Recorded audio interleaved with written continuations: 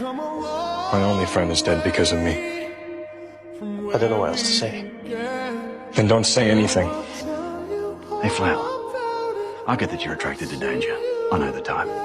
But if Jiang feared this guy, it's probably for a reason. You know, I could help out around here. Fix things in exchange for room and board.